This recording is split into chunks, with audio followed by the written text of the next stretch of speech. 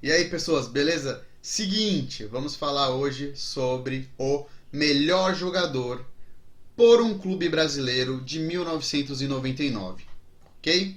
Estamos falando de Marcos. Essa edição vai ser bem diferente daquela lá que eu fiz sobre 1962, quando o Pelé acabou fazendo um desempenho incrível em todas as competições que o Santos disputou. Esta edição ela fala de um jogador que fez apenas 6 jogos. 6 jogos incríveis, tá? Claro, ele jogou muito mais jogos na temporada, mas o diferencial dele foi fazer 6 partidas incríveis, que acabou colocando ele na história como um dos maiores ídolos do Palmeiras. A história dele é bem legal, gente, porque começa assim. O Marcos, ele não era o goleiro titular do Palmeiras em 1999. O goleiro titular era o Veloso, o multicampeão, um dos grandes goleiros do Brasil aí, um dos maiores goleiros da história do futebol brasileiro. E também tinha na reserva o Sérgio, campeão brasileiro pelo Palmeiras, campeão brasileiro jogando. Tem gente que às vezes confunde e acha que o Sérgio é o eterno reserva. E não, o Sérgio foi campeão brasileiro jogando pelo Palmeiras em 1993, em campo. Estava na final e foi campeão. E aí o Veloso, campeão brasileiro de 94. Então nós tínhamos ali 2 campeões brasileiros em campo. Veloso e Sérgio, tá? Os 2 goleiros principais do Palmeiras. O Marcos era ali uma espécie de terceiro goleiro, tá? E, na verdade, nem isso ele era. Ele não tinha tanto mérito assim com a diretoria do Palmeiras. Ele estava meio que mais para lá do que para cá. Pouco se acreditava que ele seria um grande goleiro no nível que ele foi, tá? Ele era até bom, sim.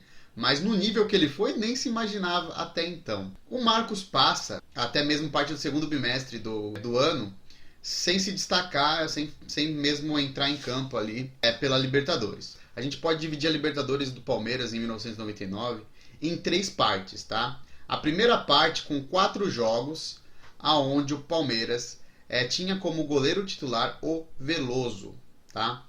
Depois desses 4 jogos, o Veloso se machuca e aí, ao invés de optar por Sérgio, o Felipão, técnico da época, decidiu dar uma oportunidade para o Marcos. E aí nós entramos na segunda parte da competição, que é a era Marcos não santo, a era Marcos normal, tá?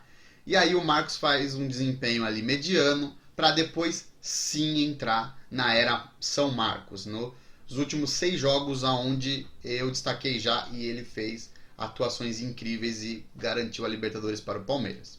A primeira parte dessa história começa com Palmeiras e Corinthians se enfrentando. Por quê? A Libertadores daquela época, ela era um torneio em que 2 times por países disputavam a competição e eles ficavam no mesmo grupo. No grupo do Palmeiras ficou os brasileiros, Palmeiras e Corinthians, campeão brasileiro, campeão da Copa do Brasil, Corinthians brasileiro, Palmeiras Copa do Brasil. E os times paraguaios, Cerro e Olímpia. Por coincidência, os 2 maiores times do Paraguai se classificaram para este torneio. Aí começa num clássico, Palmeiras e Corinthians, onde o Palmeiras vence por 1-0 sobre o Corinthians. O Palmeiras viaja para o Paraguai para fazer 2 jogos em questão de 3 dias contra os paraguaios. Uma vitória contra o Cerro, uma derrota contra o Olímpia. E aí volta para o Brasil para enfrentar o Olímpia novamente. E aí acontece um empate. Após esse empate, num grupo bem equilibrado, aí o Palmeiras teria que enfrentar o Corinthians novamente, tá? Que ele havia vencido na estreia da Libertadores. O Palmeiras perde de 2-1 e vê o Marcelinho Carioca fazer uma grande partida. Lembrando que o Marcelinho Carioca deveria ser, se não fosse o Marcos por esses 6 jogos, o cara desse vídeo de hoje, tá? Eu estaria aqui fazendo um vídeo sobre Marcelinho Carioca, que foi o grande craque da temporada até então, se não fosse o Marcos fazer o que ele fez na Libertadores, ok? Foi nessa partida que o Marcos estreou, porque o Veloso havia se machucado no jogo anterior, se não me engano, contra a Barbarense. E aí ele não tinha mais condição de jogo, inclusive ficou meses parado. E o Felipão decidiu que iria para o jogo o Marcos e não o Sérgio. E aí começa a segunda fase, a fase Marcos. O Palmeiras marcava muitos gols, por isso tomava, tá? Tanto que 9 jogadores, e não tinha um grande goleador, todo mundo fazia gol ali. Tanto que 9 jogadores nessa Libertadores fizeram gols. O time deixava muito exposta a zaga, que era boa por sinal também, mas ficava o tempo todo exposta. Aí o Palmeiras ainda faz a última rodada contra o Cerro Porteño, que é quando o Palmeiras se classifica, tá? Até aí nada de demais pro Marcos fazendo atuações até que seguras, mas nada que resolvesse os problemas do Palmeiras. O Palmeiras ainda era um time inconstante, o Palmeiras se classifica em segundo, o Corinthians em primeiro, e nada de São Marcos até então. Para finalizar, o Palmeiras enfrentando o Vasco. Peraí, mas não eram só 2 times por cada país? Sim, porém o Vasco era o atual campeão da Libertadores. Aí, meu filho, aí é que começa a ficar complicado para o Palmeiras, tá? Ainda não é o São Marcos, mas já começa a complicar muito. Vasco, atual campeão, um jogo dificílimo pelas oitavas, e o Palmeiras empata em 1-1 no primeiro confronto. No segundo confronto, o Palmeiras garante a vitória por 4-2 e passa para as quartas. Até aí o Palmeiras continua tomando muitos gols e nada assim a destacar. É aí que chega o momento do Marcos na história dele com a camisa do Palmeiras, tá? Não consigo destacar para vocês um outro momento, não consigo destacar para vocês um outro jogador que tenha feito uma história tão incrível quanto o Marcos fez no Palmeiras. Ele começa como reserva até chegar no confronto contra o Corinthians, mais uma vez, clube na qual ele havia enfrentado na estreia dele pela Libertadores. O primeiro confronto é marcado por um 2-0 para o Palmeiras e o Marcos faz uma atuação incrível. O Marcos não deixa passar nada. É o começo ali do que muitos vão chamar depois de São Marcos. No jogo de volta, o Corinthians, até porque era um dos melhores times do país, não só do país, mas da América, o Corinthians consegue aplicar um 2-0, igualando o placar, levando a partida para os pênaltis. É aí que Marcos aparece novamente. Na disputa de pênalti, ele na primeira batida, ele acerta o canto, pressionando ainda mais os batedores do Corinthians. É aí que Diney vai bater o pênalti, o segundo pênalti do Corinthians, tentando deslocar o Marcos, vendo que ele estava acertando os cantos, ele acerta o travessão e erra o pênalti. Mas o grande momento do Marcos nesse confronto foi a hora que o Vampeta foi bater o pênalti. O Marcos fez uma grande defesa, tá? Uma defesaça ali. O Marcos não saiu para adivinhar o canto, ele esperou até o último momento a batida. O Vampeta também, para escolher o lado, demorou muito, ele ficou muito ali em cima da hora. Você percebe que a hora que ele vai bater, que ele está escolhendo o canto que ele vai bater.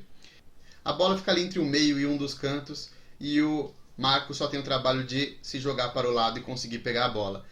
Aí o Corinthians é eliminado. Palmeiras 4-2 na disputa de pênaltis.